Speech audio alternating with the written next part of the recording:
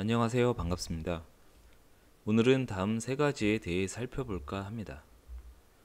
먼저, 과연 지금과 같은 위기 상황에서 손절이 필요할지 아니면 보유를 유지하는 게 좋을 것인지에 관한 것이고, 다음으로 3년간 보유 시 매일의 주가 수익률인데요. 매일의 3년 주가 수익률은 오늘 사놓고 3년 뒤의 수익률, 내일 사고 3년 뒤의 수익률, 내일 모레 사고 3년 뒤의 수익률, 이와 같은 식으로 35년간 하루하루를 차트로 나타내 본 것입니다. 이것으로 알고 싶은 건 손절 없이 존버하면 결국은 만회할 것이다 라고 생각하는 부분에 대해서 한번 짚어보자는 취지입니다. 3년이라도 버티면 과연 TQQQ는 큰 수익률로 돌아오는 것인가 라는 게 궁금하더라고요. 세 번째로는 1970에서 80년대 나스닥 100이 없던 시기에 나스닥 종합지수는 어떠했는지 EMA로 살펴보겠습니다. 지금 시점에서 수익을 내고 있는 분들은 딱 두 부류로 분류할 수 있다고 생각합니다. 첫 번째는 단타의 신이라서 짧게 단타로 수익을 내시는 분이 있을 거고요. 또 다른 부류로는 바로 지금의 하락된 주가보다 이전에 더 싸게 사서 장투하시는 분들이라고 생각합니다. 즉, 지금은 이 외에는 주식을 보유한 누구든 실현의 유무와 관련 없이 손실을 볼 수밖에 없는 장입니다. 따라서 손실을 보고 있다는 사실에 너무 자책하고 스트레스 받아 하지 않으셨으면 좋겠습니다. 그리고 항상 명심할 것은 가능한 레버리지의 투자 시 나의 모든 현금을 풀로 땡겨서 매수를 하기보다는 본인의 사정을 고려한 투자를 하시길 바랍니다. 제 TQQQ 계좌 현황입니다. 약 마이너스 62%로 추정자산이 1000만원 아래로 떨어져 있는 상태입니다. 20회 분할 매수 완료 후 거의 올해는 쭉 보유만 한 상태나 마찬가지인데요. 한편으로는 기준에 의해 보유만 했기 때문에 매매 활동에 신경 쓸 일과 번거로울 일은 없었습니다. QLD 계좌 현황입니다. 약 마이너스 30% 수준인데요. QLD 장투 적립은 자금 사정으로 기준 금액과 기준일에 정확히 매수하지 못해 수익률이 예상치보다는 안 좋은 상태입니다. 올해 QLD 주가는 마이너스 56%를 달성하고 있고 주가는 40달러가 채 되지 않습니다. 적립식은 아무래도 꾸준함이 생명이고 사실 백테스트에 근거하여 매수하고 싶은데 최근에 현금 쓸 일이 많다 보니 제대로 매수를 못하고 있습니다. 조만간 정상화해서 적극적으로 매수할 생각입니다. 예전에도 거치식과 적립식을 설명하며 영상에서 말씀드렸지만 지금의 역배열 상황이 분명 장투 적립식에는 큰 기회입니다. 일단 TQQQ를 마이너스 65% 안에서 손실을 실현할 계획입니다. 이미 TQQQ 매매법 2의 영상의 손절 라인은 벗어난 상황이고 기준을 분명 세웠기에 지속적인 투자를 위해 원칙을 무시하지 않기로 했고 최악으로 가는 길은 피하자는 생각입니다. 이 표는 많이 보셨겠지만 엑셀로 작성해 봤는데요. 손실률에 따른 복구 수익률을 표로 정리하여 좀 더 상세하게 살펴봤습니다. 원금 100달러가 5% 손실로 95달러가 되었다면 다시 100달러로 복구하는 데에 5.3%의 수익률 달성이 필요합니다. 이와 같이 손실이 마이너스 50%에 달했을 때 다시 원금 회복을 위해서는 100% 수익을 달성해야 합니다. 지금 상황은 마이너스 50%보다 더 하방까지 생각해봐야 하는 경우인데요. 제 계좌로 보면 마이너스 62%이고 마이너스 65%까지는 버틴다고 보면 이 지점에서 손절 시 185%의 상승이 되어야 복구가 가능하게 됩니다. 그럼 만약에 존버의 방법을 택하여 평단을 더 낮추지도 않고 하락에서 버틴다면 어떻게 될까요? 만약 마이너스 80%의 손실을 보게 된다면 계좌 복구를 위해 400%의 수익률을 달성해야 합니다. 아니면 더욱 하락에도 끝까지 버티겠다는 생각으로 마이너스 90%가 된다면 900%의 수익률을 잃어야 겨우 본전을 찾게 됩니다. 100달러가 10달러가 되었으니 10달러에 900%인 90달러를 수익으로 벌어야 하는 것이죠. 제가 애초에 60% 수준으로 손절을 정한 이유도 그리고 그렇게 매매법 1편을 백테스트 한 것도 이 정도는 3배의 레버리지로 충분히 오랜 시간 걸리지 않고 회복이 가능하다고 봤기 때문입니다.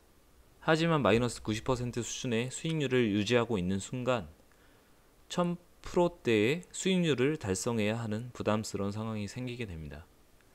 마이너스 95% 손실을 보게 될 경우 필요 수익률은 1900%입니다. 물론 진짜 바닥을 알 수는 없습니다. 손절한 순간이 거의 바닥일 수도 있고 예상과는 다른 차트의 무빙으로 손절 후 시장에 재진입해서 본전 수익률을 달성하는 순간이 계속 보유해서 본전을 달성하게 되는 것보다도 늦을 수도 있습니다. 그래도 최악의 상황은 피하고자 하는 취지이고 최악의 상황을 잘 피했다면 피해서 좋은 것이고 장이 금방 회복해서 다시 진입한다면 결국에는 남들과 비교하는 상대적인 상황을 떠나서 절대적으로 내가 수익을 얻을 수 있어서 좋은 것입니다. 미래를 모르기에 정답은 없습니다. 다만 저는 항상 최악은 피하자는 생각으로 투자하려고 합니다.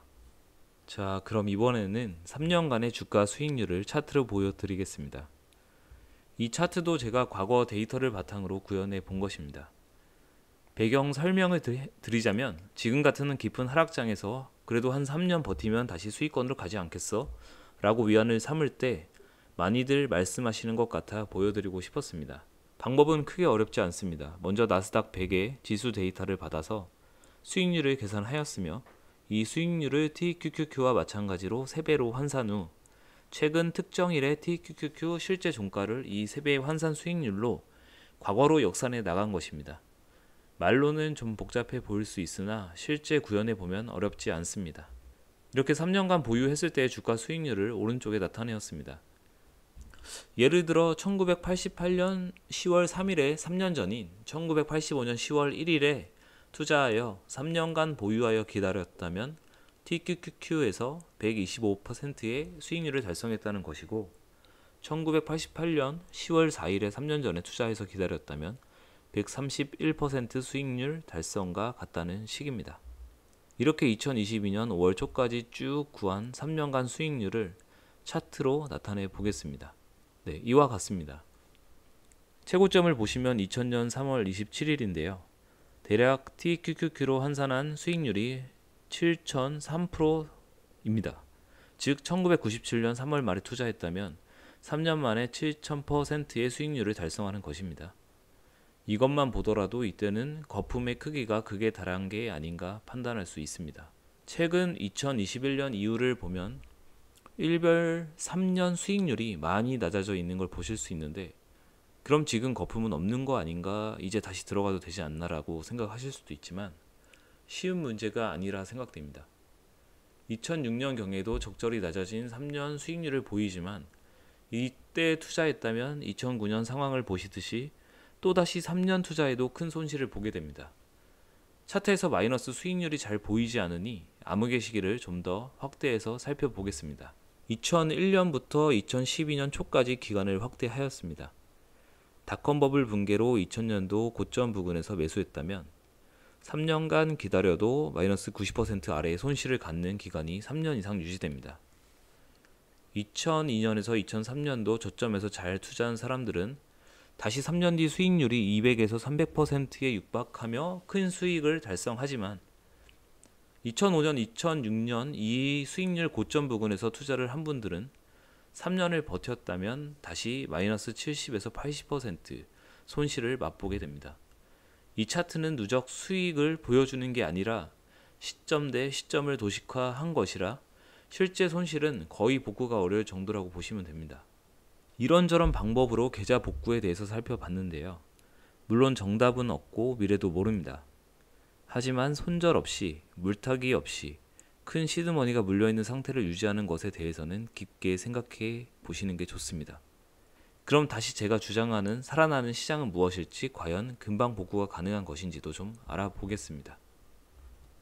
EMA 60일선, 121선, 200일선의 관계로 살아나는 시장을 가늠할 수 있다고 줄곧 말씀드렸습니다.